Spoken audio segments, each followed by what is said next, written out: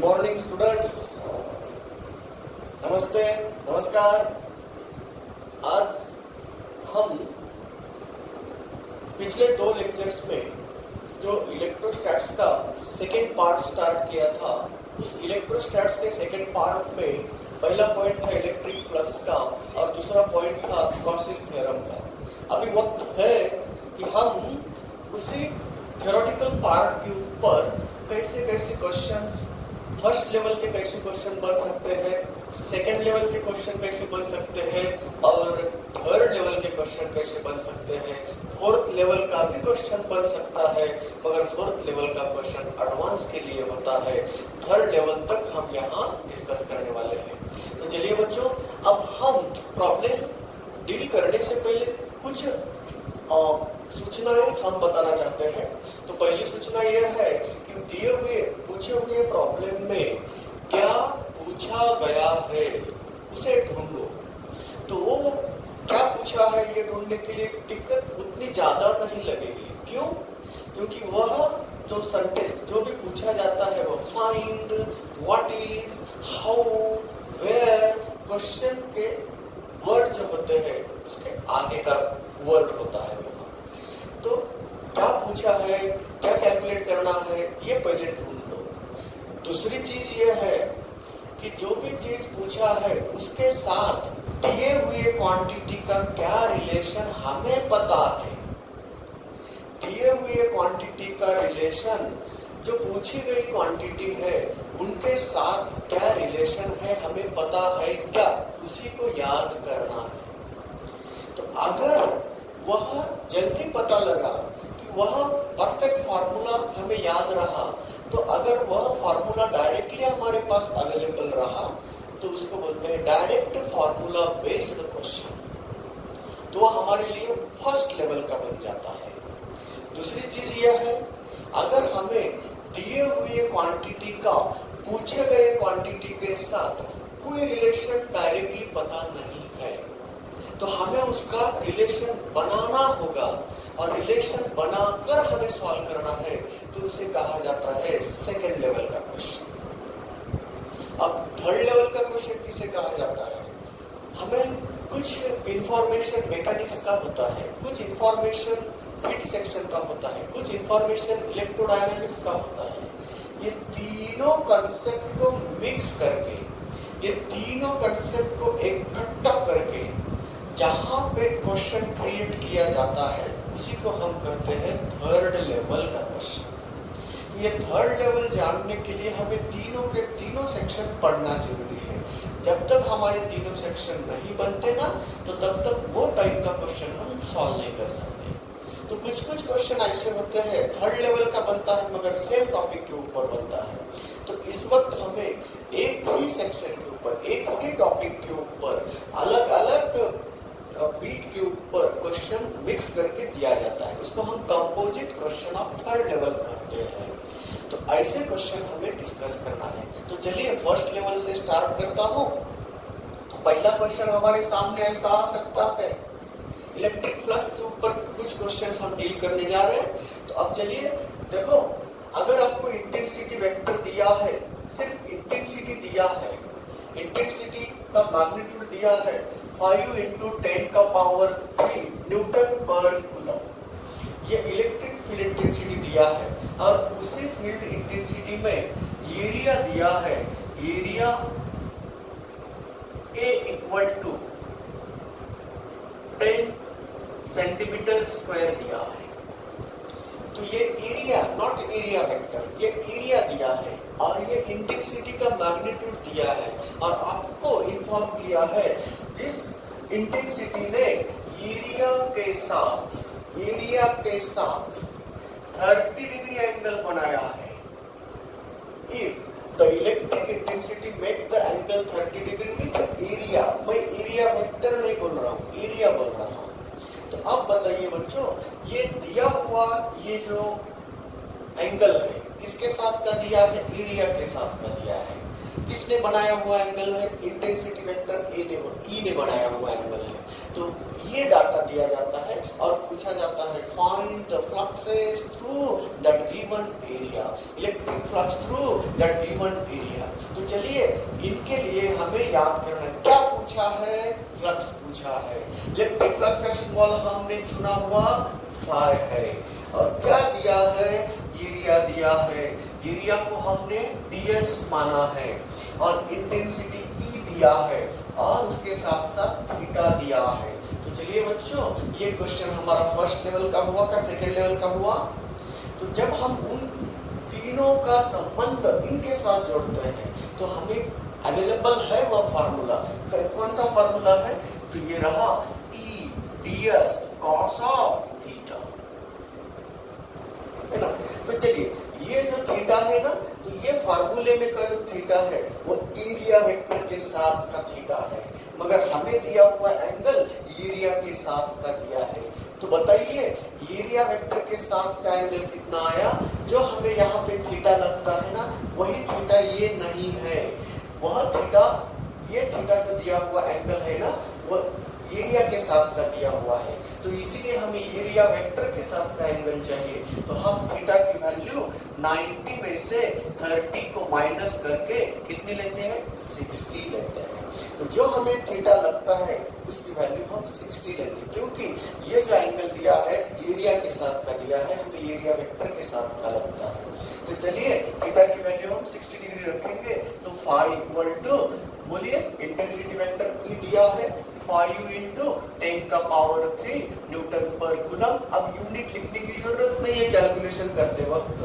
अब एरिया है 10 centimetre square है, 10 का पावर -4 होता है और cos ऑफ 60 डिग्री, cos 60 पता चाहिए आपको, मैथमेटिशियंस हो तो बोल सकते हैं, नॉट मैथमेटिशियंस रहे तो याद रखना होगा।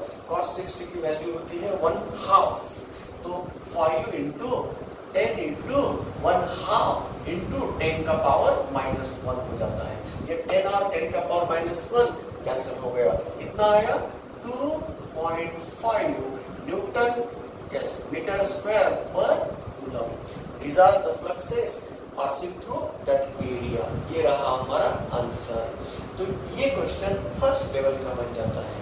तो लिखो शॉर्टली, हमें दिया क्या जाता है, इंटेंसिटी दिया जाता है, एरिया दिया जाता है, थीटा दिया जाता है, मगर थीटा किसके साथ दिया है वो जरूर याद रखना है।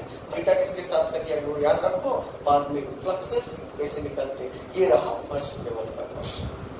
अब इसी बिट के ऊपर सेकंड लेवल कैसे बन जाता है, तो सेकंड लेवल का क्वेश्चन हम यहाँ डील करने जा रहे हैं। सेकंड लेवल का क्वेश्चन हम ऐसे पूछते हैं, तो हम डायरेक्टली नहीं बताएंगे आपको कि एरिया कैसा है। तो चलिए सेकंड लेवल बनाने के लिए, अगर इलेक्ट्रिक फील्ड एक रीजन में दिया है, electric field intensity E bar equal to 4/5 into E naught I cap plus 3 divided by 5 E naught into J cap. अब चलिए यहाँ ये रहा field vector in xy plane where I cap is the unit vector in the x along the x direction, positive x axis direction, and here j cap is the unit vector directed along positive y axis direction. That means this vector is in xy plane. Okay, now again area vector is also given and area having magnitude area ds is given 0.2 metre का square. इतना area दिया है, मगर ये area YZ plane को कैसा है, perpendicular, YZ plane के अंदर है, ये पैरेलल टू YZ प्लेन दिया है। तो ये area parallel to YZ plane दिया है, इसका मतलब बताइए बच्चों, एरिया YZ प्लेन में रहा तो एरिया वेक्टर कैसे रहता है, तो एरिया वेक्टर रहता है कौन सा एक्सिस, इसको परपेंडिकुलर रहेगा x एक्सिस, और x एक्सिस अगर परपेंडिकुलर रहा तो x एक्सिस के डायरेक्शन में जाने वाला यूनिट वेक्टर कौन सा है, I कैप है। तो अब बताइए एरिया दिया है तो एरिया वेक्टर हम ऐसा लिख सकते ना 0.2 into I cap. Why we are using the I cap here? क्यों I cap यूज किया है, क्योंकि area vector parallel to YZ plane है, इसका नतीजा वो डायरेक्टेड अलोंग x एक्सिस है। तो एक्स एक्सिस के डायरेक्शन में जाने वाला ये एरिया वेक्टर मिल गया और इंटेंसिटी वेक्टर मिल गया। तो चलिए अब हम ढूंढेंगे क्या पूछा है उसमें, तो हम पूछेंगे fluxes through the area vector और fluxes through the area of 0.2 metre square. ऐसा अगर क्वेश्चन पूछा तो कैसे सॉल्व करेंगे। ये हमारा सेकंड लेवल क्यों बना पता है, तो हमें एरिया दिया था, हम एरिया वेक्टर निकालने की जरूरत पड़ी है। तो अब दूसरी कंडीशन है, तो how to find this fluxes. तो फ्लक्सेस फाइंड करने के लिए हमें फार्मूला याद करना है। तो यहाँ ई बार डॉट डी एस बार जरूरी है। यहाँ हम उनका डॉट प्रोडक्ट लेना है। यहाँ एंगल नहीं दिया गया, इंटेंसिटी वेक्टर के साथ एरिया वेक्टर ने बनाया हुआ एंगल नहीं दिया जाता है, तब हमें डॉट प्रोडक्ट निकालने की जरूरत पड़ती है। तो डॉट प्रोडक्ट निकालने के लिए ये याद रखो बच्चों, जब डॉट प्रोडक्ट दोनों वेक्टर का लेते हैं ना, तो ये सिंपल स्ट्रिक्ट याद में रखो कि आय का कोएफिशिएंट का प्रोडक्ट आय के साथ ही ले। देखो ना, इसका आय का कोएफिशिएंट 0.2 है, तो इसका आय का कोएफिशिएंट 4/5 ई नॉट के कोएफिशिएंट इतना है। तो यहाँ ई नॉट की वैल्यू दी जाती है। तो देखिए ई नॉट की वैल्यू मैं दे रहा हूँ 5 × 10⁻³ न्यूटन पर। ये इंटेंसिटी में ई नॉट की वैल्यू इतनी दी जाती है। तो अब ई नॉट का मैग्नीट्यूड दिया है, तो हम ई बार बना सकते हैं ना। तो बनाने से पहले हम क्या करेंगे, यहाँ डायरेक्टली उसको यूज करेंगे। चलिए, अब आय का कोएफिशिएंट यहाँ 0.2 है, तो यहाँ का आय का कोएफिशिएंट इतना है। तो आय का कोएफिशिएंट इतना है, जे का कोएफिशिएंट ढूंढो। जे का कोएफिशिएंट यहाँ कुछ भी नहीं है बोले तो 0 मानना है, प्लस 0 जे क्या। तो इनके साथ 0 को अगर मल्टीप्लाई करते तो 0 बन जाता है। तो यहाँ मानने का और प्रोडक्ट करने का कोई सवाल नहीं बन जाता है। तो अब देखिए, उनका प्रोडक्ट करके हम फ्लक्सेस निकाल सकते हैं। 4/5 और ई नॉट की वैल्यू है 5 × 10⁻³ × 0.2। तो 5 गेट कैंसल, 0.8 × 10⁻³ तो इसे हम 8 × 10⁻² न्यूटन मीटर स्क्वायर पर कूलम। तो ये रहा सेकंड लेवल का क्वेश्चन। या कुछ ना कुछ मैथमेटिकल प्रोसेस को हमें याद करना है।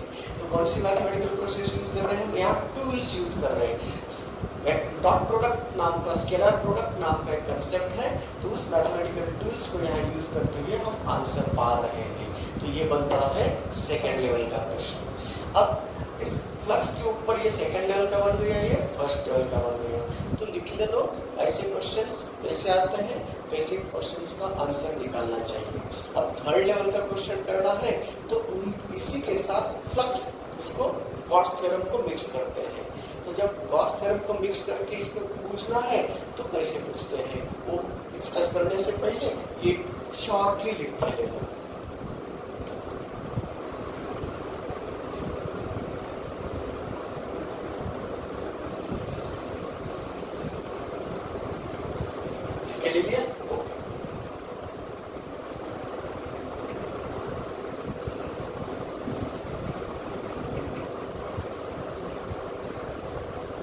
अब सवाल कुछ चीज याद रखना है।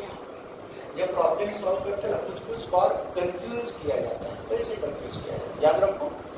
अगर इलेक्ट्रिक फील्ड में हमें कुछ एरिया बोले तो ये 2 डायमेंशनल एरिया दिया हो,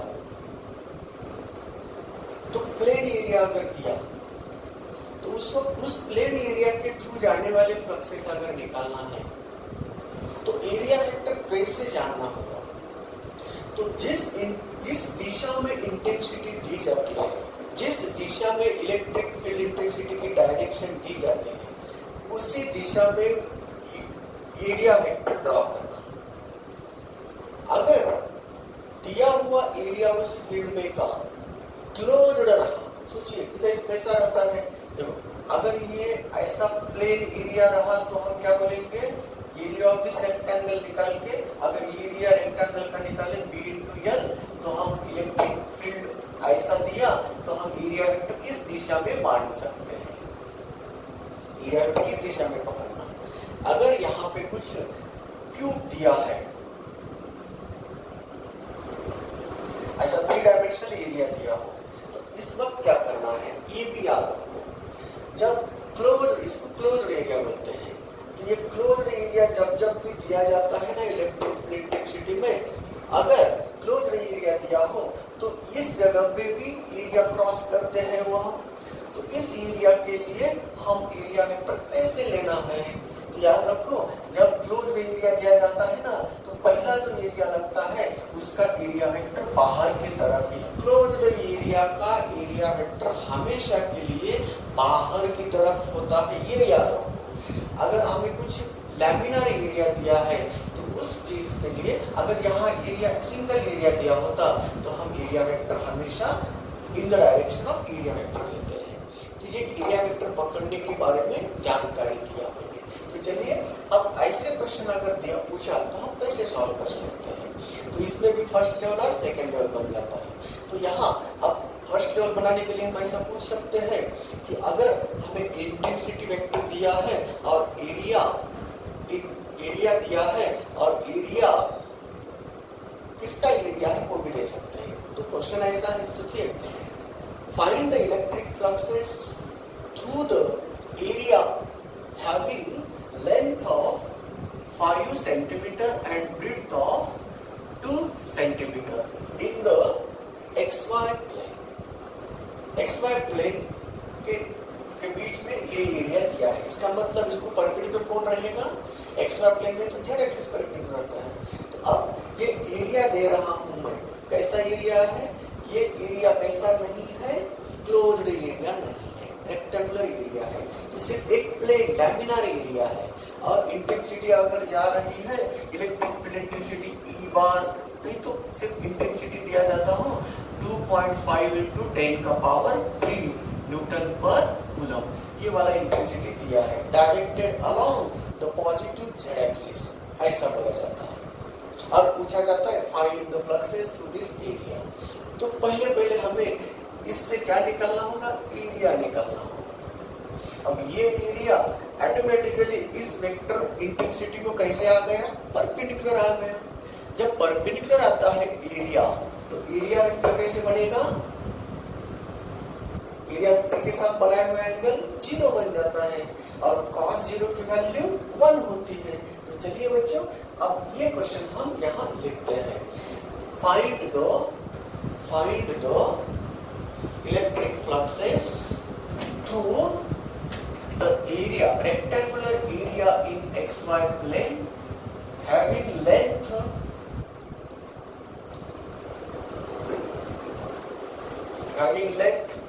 L equal to 5 centimeter and breadth B equal to 2 centimeter in the electric field intensity of magnitude 2.5 × 10⁻³ Newton per coulomb directed along positive Z axis।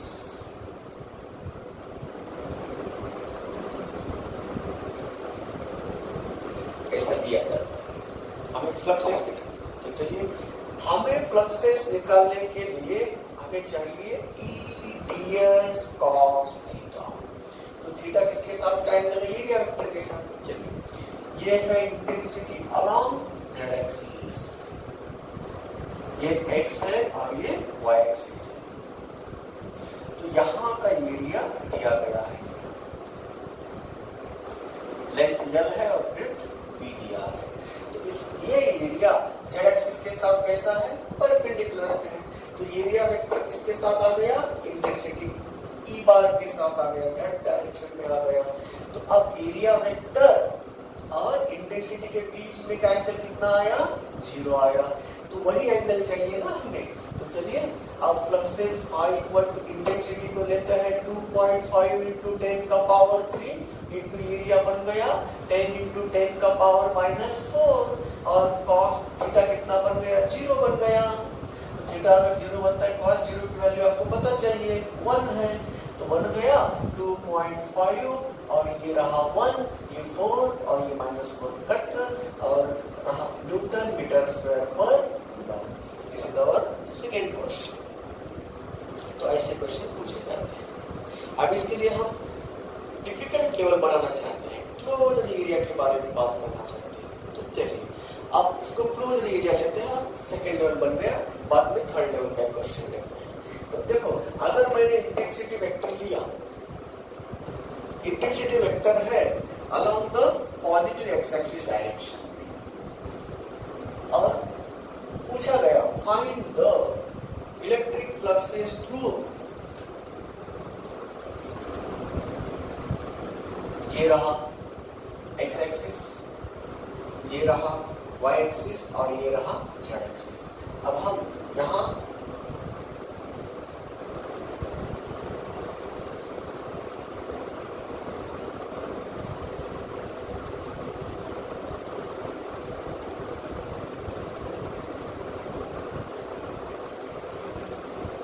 एक क्यूबिकल एरिया लेते हैं, उसकी साइड लेंथ है 2 centimetre,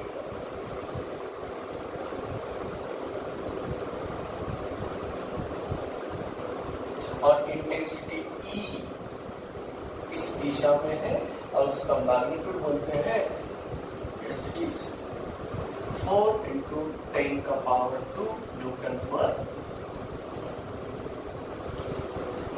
ऐसे situation में हमें निकालने को क्या कहा जाता है, यहाँ सरफेस A बोला जाता है, इस सरफेस को हम B बोलेंगे, इस सरफेस को C बोलेंगे।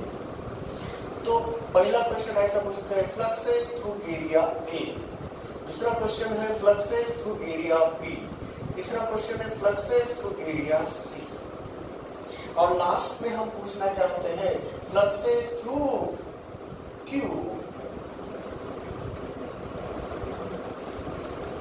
चलिए बच्चों, intensity vector is directed along positive, कहां से आ रहा है वह, नेगेटिव एक्स एक्सिस से आ रहा है।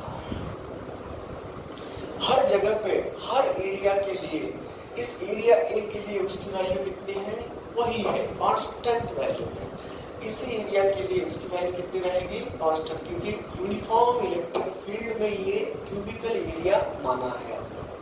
तो जब यूनिफॉर्म इलेक्ट्रिक फील्ड में आप क्यूबिकल एरिया मानते हैं तो अब एक एक क्वेश्चन सॉल्व करेंगे। चलिए बच्चों, इस सरफेस का एरिया कितना आता है, तो ये स्क्वायर है ना, तो स्क्वायर का एरिया साइड का स्क्वायर बनता है, तो साइड कितनी है 2 सेंटीमीटर, और ये भी वाला 2 सेंटीमीटर, स्क्वायर माना ना, मैं क्यूब माना ना, ये तो क्यूब अगर रहा तो हर साइड 2 सेंटीमीटर की होती है। तो एरिया कितना आया, 2 into 2 4 आया। तो अब एरिया वेक्टर कितना आया बोलने के बाद हम क्या बोलेंगे, ds बार कितना आया, 4 into 10⁻⁻4 सेंटीमीटर स्क्वायर आया। और किस दिशा में है उसका area vector, along x axis है, जिसको आई कैप से डिनोट करेंगे, ठीक है ना। अब इंटेंसिटी वेक्टर ई बार किस दिशा में है, उसको परपेंडिकुलर है, तो 4 into 10⁻² न्यूटन पर कूलम, वो भी आई कैप है। तो चलिए इन दोनों का डॉट प्रोडक्ट लेना है तो हम आई कोएफिशिएंट का मल्टीप्लिकेशन करते हैं, क्योंकि दोनों का अलग हो गए, थीटा 0 हो गया, ये भी सोच हम ले सकते हैं। दोनों के बीच का अगर थीटा 0 है, cos 0 1 होता है। मैक्सिमम फ्लक्सेस जा रहे हैं थ्रू एरिया ए, कितने जाते हैं, दोनों का मल्टीप्लिकेशन करो, 10 का पावर, ये मीटर स्क्वायर में है क्योंकि 10 का पावर -4 लिया ना मैंने, तो चलिए कितना हुआ, 10 का पावर -2 न्यूटन मीटर स्क्वायर पर कूलम। तो ये रहा फ्लक्सेस थ्रू दिस एरिया। अब चलिए fluxes through this area B, तो एरिया बी ये इन द प्लेन है, इंटेंसिटी के प्लेन में है, तो एरिया वेक्टर इंटेंसिटी को कैसे आ गया, नॉर्मल आ गया। थीटा की वैल्यू कितनी हो गई, 90 हो गई। जब थीटा 90 cos 90 0, तो फ्लक्सेस कोई भी नहीं जा सकते हैं एरिया बी के थ्रू, तो no fluxes can pass through this area B. अब चलिए सी एरिया में से कितने जाते हैं, आइए बच्चों याद रखो, मैंने जो बोला था वो याद रखने की जरूरत पड़ गई। अब यहाँ इस एरिया के लिए, सी एरिया के लिए एरिया वेक्टर कैसे निकालना, बाहर की तरफ निकालना है, क्लोज्ड एरिया माना है ना, तो एरिया वेक्टर हमेशा बाहर की तरफ लिया जाता है। तो एरिया वेक्टर इधर है, इंटेंसिटी वेक्टर इनके अपोजिट में है, थीटा कितना आया 180 आया, थीटा 180 आता है तो cos 180 की वैल्यू -1 होती है। cos 180 अगर -1 आ गया तो फ्लक्सेस कितने आते हैं, एरिया E ds E की वैल्यू है 4 × 10⁻²। एरिया वही एरिया है, स्क्वायर एरिया है, उसका एरिया 4 × 10⁻⁻4 लेते हैं और इंटू -1 cos 180 की वैल्यू -1 हो गई तो फ्लक्सेस कितने हैं, वही है कितने -16 × 10⁻⁻2 न्यूटन मीटर स्क्वायर पर कूलम। चलिए बच्चों, फ्लक्सेस थ्रू सी जितने भी है उतने ही फ्लक्सेस थ्रू ए जा रहे हैं। ये नेगेटिव फ्लक्सेस है और ये पॉजिटिव फ्लक्सेस है। ये नेगेटिव क्यों आया, एरिया वेक्टर इंटेंसिटी को एंटी पैरेलल हो गया तो थीटा कितना आता है, 180 आता है। आगे अब पूरे क्यूब के थ्रू जाने वाले फ्लक्सेस अगर निकालना है तो इस एरिया के थ्रू कोई नहीं जा रहा, इस एरिया के थ्रू कोई नहीं जा रहा, इधर के एरिया के थ्रू कोई नहीं जा रहा, उधर के एरिया, क्योंकि ये सब एरिया वेक्टर नॉर्मल होते हैं इंटेंसिटी को। अब सिर्फ सवाल ये दोनों सरफेस का है ए और सी के साथ, तो इसके फ्लक्सेस है प्लस और इसके थ्रू जाने वाले फ्लक्सेस है माइनस। प्लस और माइनस कितना आ गया, 0। तो क्यूब पूरे क्यूब के थ्रू जाने वाले फ्लक्सेस 0।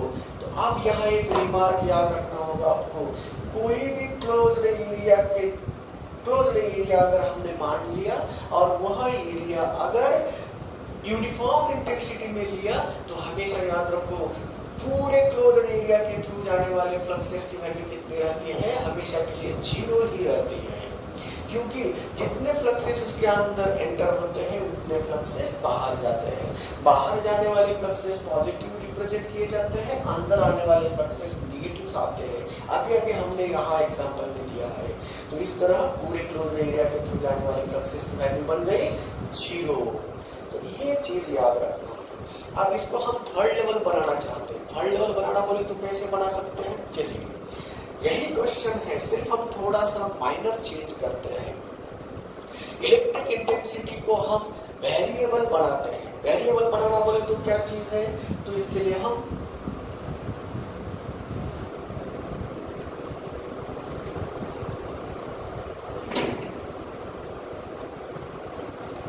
इलेक्ट्रिक फील्ड इंटेंसिटी को हम ऐसे मानते हैं। इलेक्ट्रिक फील्ड इंटेंसिटी दिया है E bar equal to 2x I cap, ऐसा मान लिया 2x I कैप। नहीं तो इसको पावर में लिखना है तो ऐसे 2x × 10⁻³ I कैप न्यूटन पर कूलम भी लिख सकते हैं। तो शॉर्टली ऐसा करते हैं। चलो अब यही प्रॉब्लम, यही समस्या हम कैसे सॉल्व कर सकते हैं। पूरा दिया हुआ सेम है, सिर्फ यहाँ इंटेंसिटी को हम बदले हुए थोड़ा सा माइनर चेंज किया है। माइनर चेंज ये माइनर होता है मगर बताने के लिए माइनर है, मगर स्टूडेंट फेल हो जाता है। यहाँ पे कैसे निकालेंगे, चलो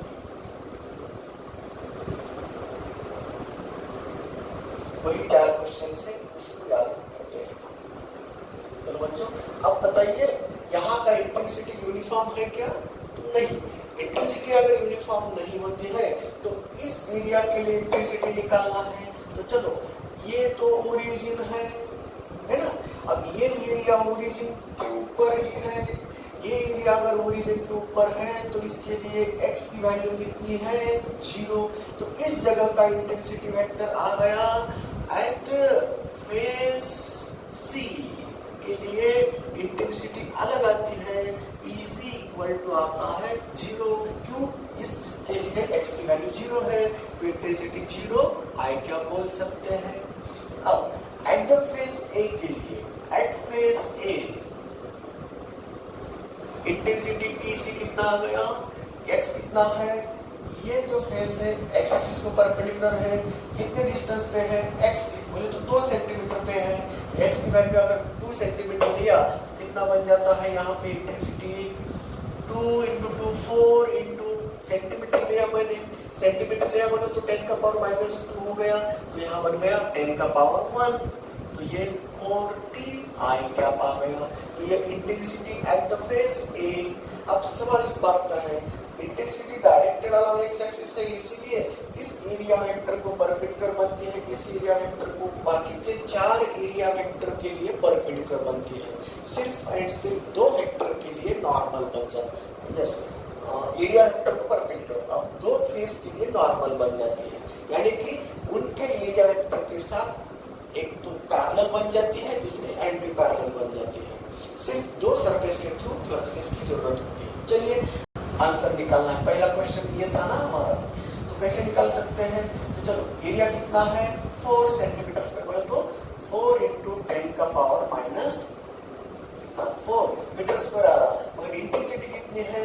इंटेंसिटी है 4T, तो कितना आ गया?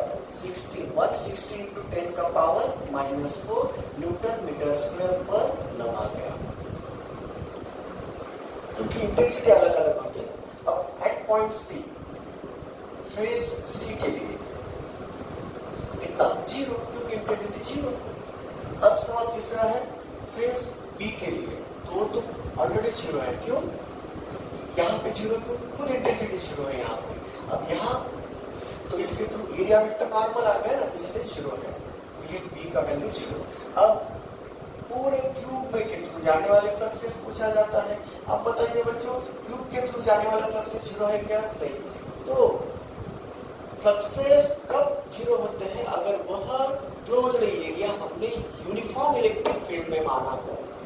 तो यहाँ यूनिफॉर्म इलेक्ट्रिक फील्ड में हमने उसको माना नहीं, तो यहाँ का फील्ड है चेंज होता है एक्स के अनुसार। एक्स जैसे जैसे बढ़ेगा वैसे इंटेंसिटी बढ़ रहा है, और इंटेंसिटी के साथ एक्स के साथ इंटेंसिटी बढ़ रही है, इसलिए वो नॉन यूनिफॉर्म फील्ड है। तो नॉन यूनिफॉर्म फील्ड में अगर क्लोज एरिया लिया तो जरूरी नहीं कि उसके थ्रू जाने वाले फ्लक्सेस 0 हो, तो अब इसका आंसर 0 नहीं आ सकता है। तो चलिए, ये तीनों 2 0 हो गए। अब इसकी वैल्यू निकालने के लिए बताओ, यही आंसर आ गया कितना? फ्लक्सेस थ्रू पूरे क्यूब में से बोले तो, बाकी के फ्लक्सेस, बाकी के एरिया के थ्रू जाने वाले फ्लक्सेस 0 है, तो अब बताइए वही आंसर आ गया 160 इंटू 10 का power minus 4 newton metre square पर आवर। तो इस तरह बच्चों कि फ्लक्सेस कैसे निकाला जाता है, ये इलेक्ट्रिक फ्लक्स के बारे में जानकारी दिया। कुछ रिमार्क याद रखना है, जब भी क्लोज्ड एरिया दिया जाता है यूनिफॉर्म फील्ड में का हो, तो हमेशा के लिए फ्लक्सेस 0 रखना। अगर 2 डायमेंशनल एरिया हो तो उसके लिए क्लोज्ड एरिया नहीं है वह, तो फ्लक्सेस 0 हो सकते हैं या नहीं हो सकते हैं, डिपेंड करता है इंटेंसिटी और थीटा के बीच में। ओके, तो अभी ये जो डिस्कशन चल रहा था इलेक्ट्रिक फ्लक्स के ऊपर, फर्स्ट लेवल क्या होता है, सेकंड लेवल क्या होता है, थर्ड लेवल क्या होता है, ये क्वेश्चंस हमने आपके सामने प्रस्तुत किया है। ऐसे बहुत सारे क्वेश्चन हैं, मगर पूरे के पूरे क्वेश्चन हम यहाँ डील नहीं कर सकते हैं, क्योंकि टाइम भी बहुत सारा सिलेबस हमें पूरा करना है। तो अगर ये आपको अच्छा लगा वीडियो, अगर क्लास हुआ, तो अगर जर हे व्हिडिओ तुम्हाला चांगला वाटला असेल, समजला असेल, तर याला सबस्क्राईब करायला विसरू नका। Thank you very much, bye. अगले लास्ट में इलेक्ट्रिक गॉसेस थ्योरम के ऊपर प्रॉब्लम लेंगे। Thank you very much.